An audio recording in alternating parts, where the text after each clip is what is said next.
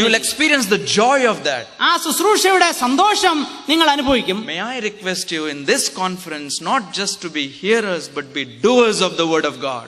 ഈ കോൺഫറൻസിൽ തന്നെ നിങ്ങളോട് ഞാൻ അപേക്ഷിക്കട്ടെ, ദൈവവചനത്തിന്റെ കേൾവിക്കാരായി മാത്രം തീരാതെ അത് ചെയ്യുന്നവരായി തീരുവാൻ ഇടയാകട്ടെ. Go and meet that brother. ആ സഹോദരനെ പോയി കാണുക. Tell him, I am sorry brother, I have done this to you. സഹോദര, ഞാൻ ഇത് നിന്നോട് ചെയ്തത് എന്നോട് ക്ഷമിക്കണമേ എന്ന് അപേക്ഷിക്കുക. You don't know how much he must be hurt. തനിക്ക് എന്തുമാത്രം പ്രയാസം തന്റെ ഉള്ളിൽ ഉണ്ടായി കാണും എന്ന് ചിന്തിക്കുവാൻ കഴിയില്ല. Nothing will go wrong with you brother.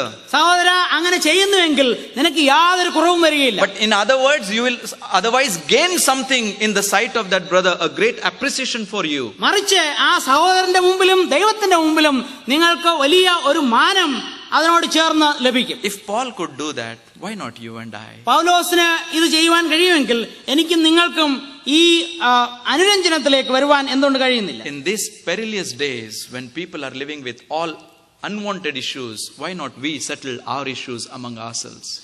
ഈ ദുർഘട സമയങ്ങൾ ഉള്ള ഈ അന്ത്യകാലത്തിലെ അനേക പ്രശ്നങ്ങളുടെ മധ്യത്തിൽ ജീവിക്കുമ്പോൾ എനിക്കും നിങ്ങൾക്കും ഇതിന് പരിഹാരം കാണുവാൻ അതിന് കഴിവുള്ളപ്പോൾ എന്തുകൊണ്ട് ചെയ്തുകൂടാ? Now it's always a problem, who should do to whom? എപ്പോഴും നമ്മുടെ മുന്നിലുള്ള പ്രശ്നം ആര് മുമ്പോട്ട് നീങ്ങണം എന്നുള്ളതാണ്. He has done that problem. ആ സഹോദരനാണ് ചെയ്തത്. He spoke that word. അദ്ദേഹമാണ് ഇതിനെ സംസാരിച്ചത്. He is the one offended me. എന്നെ പ്രയാസപ്പെടുത്തിയത് ആ സഹോദരനാണ്. He should come to me. അതുകൊണ്ട് അദ്ദേഹം എന്റെ അടുത്തേക്ക് വരണം. That's always a problem. Who should do that? ഇത് ആര് ചെയ്യണം എന്നുള്ള ഒരു വലിയ പ്രശ്നമാണ് ഇപ്പോൾ. The order is given here itself. ഇവിടെ തന്നെ അതിന്റെ നിറപടി അത് എങ്ങനെ ചെയ്യണമെന്ന് കാണുന്നു. Who should do to whom? ആരോട് ഇത് ചെയ്തു തുടങ്ങണം എന്ന് കാണുന്നു. Elder should do to the younger. അഥവാ പ്രായമുള്ളവരെ ചെറുപ്പക്കാരോട് ചെയ്യണം. When you come to verses 10 to 21, എന്നാൽ 10 മുതൽ 21 വരെയുള്ള വാക്യത്തിൽ you have Paul opening up his mind, his memory and writing to Timothy. തിമോത്തിയോസിന് എഴുതുമ്പോൾ തന്റെ മനസ്സ് തുറന്ന് തന്റെ ഓർമ്മകൾ എല്ലാം ഒരു തുറന്ന് തിമോത്തിയോസിനോട്. In that memory there are so many names fitted in, ഈ ഓർമ്മകൾ ഇവിടെ വിസ്തരിക്കുമ്പോൾ അനേക പേരുകൾ അവിടെ കാണും. You also have memory, I also have memory. പ്രിയ സഹോദരൻ, നിങ്ങൾക്ക് ആ ഓർമ്മയുണ്ട്, എനിക്ക് ആ ഓർമ്മയുണ്ട്. Right now as I am speaking, that person's face is shining in front of you.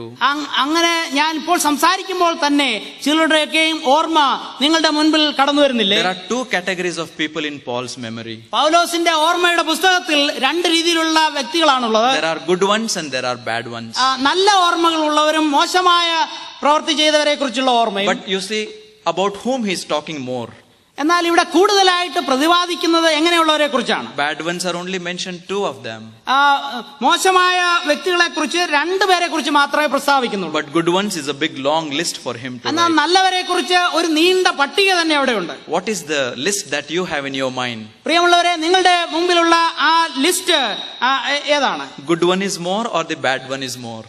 മോശമായിട്ടുള്ളവരെ കുറിച്ചുള്ള ലിസ്റ്റാണോ വലുത്, അതോ നന്മ നിങ്ങൾക്ക് ചെയ്തവരെ കുറിച്ചുള്ള list? Most of our good list is always blank list. നന്മ ചെയ്തവരെ കുറിച്ചുള്ള ലിസ്റ്റ് നോക്കുമ്പോൾ അത് വളരെ ബ്ലാങ്ക് ആയിട്ട് കാണുന്നു. Because there is no one good other than me. കാരണം എന്ന് പറഞ്ഞാൽ ഞാൻ ഒഴികെ വേറെ ആരും നന്മ ചെയ്തതായിട്ട് എന്റെ ലിസ്റ്റിലില്ല. But Paul could understand no ministry will be a successful ministry without the help and fellowship of my fellow believers. എന്നാൽ പൗലോസിന് നന്നായി അറിയാമായിരുന്നു എന്റെ ശുശ്രൂഷയ്ക്ക് പ്രയോജനം ഉണ്ടാകുവാൻ, അതിന് റിസൾട്ട് ഉണ്ടാകുവാൻ മറ്റുള്ളവരുടെ സഹായം ആവശ്യമുണ്ട്. How in these last days we like-minded believers should get together on knees, strive together, love one another and do the ministry of the Lord. ഈ അന്ത്യകാലത്ത് നാം കർത്താവിനെ സ്നേഹിക്കുന്നവർ ഒരുമിച്ച് കൂടി ഒരുമിച്ച് കൈയോട് ചേർത്ത് ഒരുമിച്ച് കർത്താവിന് വേണ്ടി പ്രവർത്തിക്കേണ്ടതിന്റെ ആവശ്യമുണ്ട്. And the Lord gave that order, ആ അടുക്ക് ആ ചിട്ട ഇവിടെ കാണുന്നുണ്ട്. Only if 2 of you come together. നിങ്ങൾ 2 പേർ മാത്രം കടന്നു വരുന്നുവെങ്കിൽ, only if 2 of you come together and ask anything in my name, I will do it for you. നിങ്ങൾ 2 പേർ, കേവലം 2 പേർ കടന്നു വന്ന് എന്റെ നാമത്തിൽ എന്ത് ചോദിച്ചാലും നിങ്ങൾക്ക് നൽകി തരും. But devil will make all efforts possible that not even 2 will be able to come together. എന്നാൽ ഈ പൈശാചികൻ ഏത് തന്ത്രം ഉപയോഗിച്ച് ഈ 2 പേരെ ഒരുമിച്ച് കൊണ്ടുവരുവാൻ അവൻ അനുവദിക്കാതിരിക്കും. So I apply this to my personal life. ഇത് എന്റെ പ്രായോഗിക ജീവിതത്തിൽ ഞാൻ അത് അനുവർത്തിക്കുവാൻ നോക്കുന്നു. While I am always praying for some good like-minded believers to come into my life, എന്റെ ജീവിതത്തിലേക്ക് ഒരേ ചിന്താഗതിയുള്ള വിശ്വാസി കടന്നു വരണമെന്ന് ഞാൻ ആഗ്രഹിക്കുമ്പോൾ, But that principle of two, asking one thing in the name of the Lord, I apply to me and my wife. ഞാൻ നിങ്ങൾ രണ്ടുപേര് ഐകമത്യപ്പെട്ട് യാചിച്ചാൽ കിട്ടുമെന്ന് കർത്താവ് പറഞ്ഞത് ഞാനും എന്റെ ഭാര്യയും ചേർന്ന് അത് ചിന്തിക്കുന്നു. Want to share some assembly issues, personal issues, family issues frankly with one another.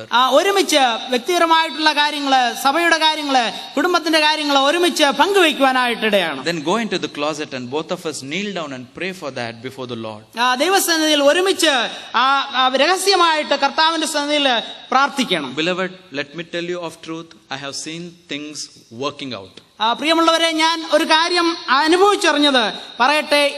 ദൈവത്തിന്റെ സന്നിധിയിൽ പ്രാർത്ഥനയുടെ ഫലം വളരെയധികം കാണുവാൻ കഴിഞ്ഞു. Complicated issues, unresolving problems get easily solved because not we solve it, the Lord does it. വളരെ കുരുക്ക് ഉള്ളതായിട്ടുള്ള പ്രശ്നങ്ങൾ, വളരെയധികം പ്രശ്നങ്ങളുടെ മധ്യത്തിൽ കൂടെ കടന്നുപോയപ്പോൾ അതിനെക്കുറിച്ച് പ്രാർത്ഥിച്ചപ്പോൾ ദൈവം വളരെ അത്ഭുതകരമായിട്ട് അതിന് നീക്കുപോക്ക് തന്ന ഉത്തരം തന്നു. നമ്മളുടെ ബുദ്ധിയല്ല, ദൈവത്തിന്റെ. As you go from this conference, make it sure that you will find time out to come together and pray earnestly before the Lord. നാം ഈ കോൺഫറൻസിൽ നിന്ന് മടങ്ങിപ്പോയതിനു ശേഷവും ഒരുമിച്ച് കടന്നു വന്ന് ഐകമത്യത്തോടെ ഒരേ മനസ്സോടുകൂടെ ദൈവസന്നിധിയിൽ പ്രതിസന്ധികളെ കർത്താവിന്റെ സന്നിധിയിൽ ഇറക്കി വെച്ച് പ്രാർത്ഥിക്കുവാൻ ഇടയായിത്തീരും. Well, there will be Demases and there will be Alexanders. എന്നാൽ ദേമാസും അലക്സാണ്ടറും ഇങ്ങനെയുള്ളവർ തീർച്ചയായും കാണും. Maybe you can defocus and put your eyes on Luke, Priscilla, Aquila and all others. എന്നാൽ അവരിൽ അധികം ശ്രദ്ധ കേന്ദ്രീകരിക്കാതെ നിങ്ങളുടെ ശ്രദ്ധ ലൂക്കോസ്, പ്രിസില്ല, അക്വില ഇങ്ങനെയുള്ള നന്മ ചെയ്തവരിൽ നിങ്ങളുടെ ശ്രദ്ധ കൂടുതലായിട്ട് കേന്ദ്രീകരിക്കണം. What a beautiful epistle it is. എത്ര മനോഹരമായിട്ടുള്ള ഒരു ലേഖനമാണ്. How to behave in perilous days. ദുർഘട സമയങ്ങൾ വരുമ്പോൾ എങ്ങനെ നാം ആയിരിക്കണം, എങ്ങനെ പ്രവർത്തിക്കണം. And when we do that, നാം അങ്ങനെ പ്രവർത്തിക്കുമ്പോൾ remember, he is always anticipating one thing, that day. താൻ എപ്പോഴും ആ ദിവസം എന്നുള്ള ആ ദിവസത്തെ താൻ ആഗ്രഹത്തോട് വാഞ്ചയോടെ കാത്തിരിക്കുന്നു. Verse 8, that day. അതായത് 8-ാം വാക്യത്തിൽ ആ ദിവസം എന്ന് കാണുന്നു. What is that day? എന്താണ് ആ ദിവസം എന്ന് പറയുന്നത്? It's a day of resurrection. അത് ഉയർപ്പിന്റെ നാളാണ്. It's a day of rapture. അത് ഉൾപ്രാവണത്തിന്റെ It's a day of reckoning. അത് കണക്ക് തീർക്കുന്നതായിട്ടുള്ള ദിവസം. Not for our sins but for our service. നമ്മുടെ ശുശ്രൂഷയ്ക്ക് വേണ്ടി, ശുശ്രൂഷയ്ക്ക് പകരം ലഭിക്കുന്ന സമയം. It's a day of his return. അവന്റെ വീണ്ടും വരവിന്റെ ദിവസം. It's a day of our receiving reward. നാം നമ്മുടെ പ്രതിഫലം ലഭിക്കുന്ന ദിവസം. It's a day of our reunion. നാം ഒന്നിച്ചു ചേരുന്ന പുനർസമ്മേളനത്തിന്റെ ദിവസം. With the Lord and with our beloved ones. കർത്താവിനോടും നമ്മുടെ പ്രിയപ്പെട്ടവരോടും ചേർന്ന് ഒന്നായി ചേർന്ന ദിവസം. So I always say, Lord, stamp eternity on my eyeballs so that all that I see, I might see in the light of eternity. അതുകൊണ്ട് ഞാൻ പ്രാർത്ഥിക്കുന്ന കർത്താവേ, എപ്പോഴും എന്റെ കണ്ണിന്റെ മുൻപിൽ ആ നിത്യത എപ്പോഴും കാണുവാൻ ഇടയാകണമേ. ആ നിത്യ ജീവിതത്തിന്റെ അതിനോട് ചേർന്ന് മറ്റു കാര്യങ്ങളെ കാണുവാൻ എനിക്കിടയായി തീരണം. If only in these last days you and I take this charge and live this way, remember, this is a divine godly charge. ഈ അന്ത്യകാലങ്ങളിൽ, അന്ത്യ ദിവസങ്ങളിൽ ഈ കൽപ്പന സൂക്ഷ്മതയോടെ കരുതുന്നു എന്നുണ്ടെങ്കിൽ നാം നന്നായിരിക്കും, നമുക്ക് നന്നായിരിക്കും. ഇത് ദൈവികമായ ഒരു കൽപ്പനയാണെന്ന് നാം ഓർക്കണം. Beloved, there will be revival.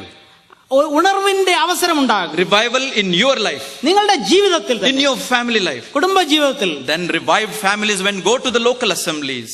അങ്ങനെയുള്ള ആ റിവൈവൽ നടന്ന കുടുംബങ്ങൾ ആ സഭയിലേക്ക് പോകുമ്പോൾ you will see the assemblies will be revived assemblies.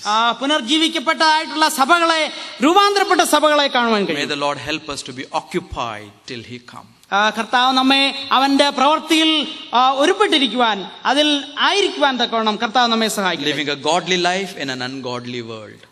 ഈ ദൈവമില്ലാത്ത ലോകത്തിൽ, പൈശാചികമായിട്ടുള്ള ലോകത്തിൽ ദൈവികമായിട്ടുള്ള ജീവിതം ചെയ്യുവാൻ ഇടയായിട്ട്